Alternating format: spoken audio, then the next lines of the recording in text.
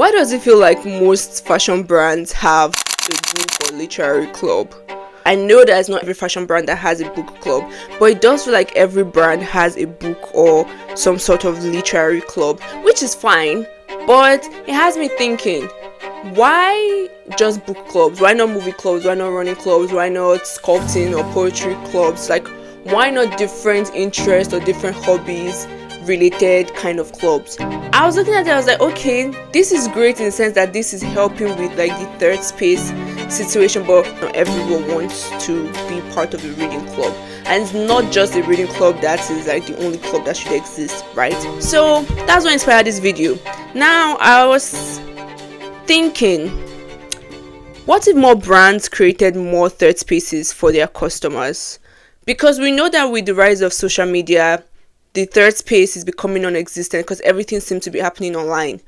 And if brands can bring people out to these third spaces that they are creating within their world, it will not only benefit the customers that they are serving, but also benefit the brands because you are creating more loyal customers. And then the thing with word of mouth is that it spreads fast, okay? Not just with influencers, because now I'm thinking, oh, someone might be thinking, yeah, get influencers to like promote these products and promote these third spaces that they're creating and all of that, which is fair. They are needed in the value chain. But just the day-to-day people, and Susan telling her neighbor about this, or someone telling their co-worker about this experience or whatever, I feel like it would really help create more customers, but also create more loyal customers at that. When I think about the brands, or when I'm thinking about this, if someone is using a particular product or service, they most likely have similar interests with the other people using the same products and services. Like, for instance, I'm thinking about Rude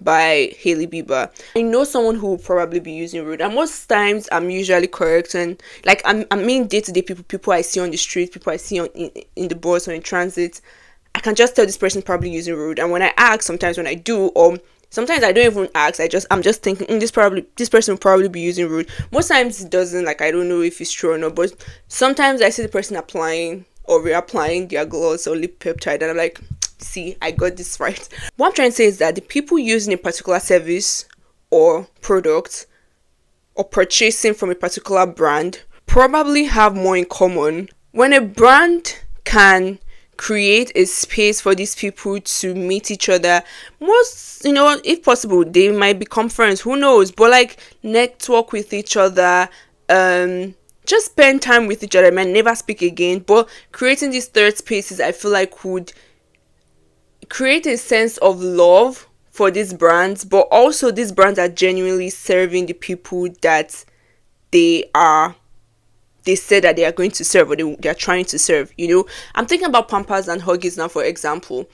Most people who are buying these products are probably new moms, or people who they just gave birth, they just had their children or their babies, and these women are probably experiencing the same thing at the same time. Okay, creating a space where they can meet or just learn from each other, or learn from someone who's an expert, or someone who can basically just be in a room where okay, this struggle is not, I'm not just the only person experiencing this struggle, would be very refreshing and appreciated by the people you are serving. And I know this might cost, because you have to run the numbers, right? If it's going to be sucking money from the company, I don't think the company should be doing that, because it's one thing to serve, it's another thing to also make profits, and we want to be able to achieve both, right? You could have them pay an entrance fee, again, running the numbers and see how it's possible. But basically the point is creating a space where these new mothers can get together and learn from each other. They will more likely have their friend or their child,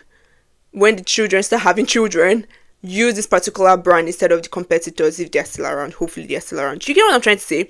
It just creates loyal customers, but also at the same time you're creating loyal customers, you're also serving the people that you created these products for.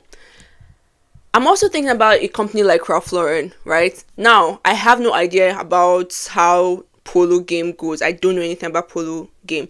But what if they created an actual polo club, and when I say polo club, because again, I don't know anything about this game. I don't know, it could be a movie club, you know, who knows? It could be a movie club, it could be a polo club. I'm just thinking, just create a polo club, for instance, and have their customers or people who are interested in that, you know, come together, meet each other, relate with each other, build stronger, you know, connection to the brand and stuff like that.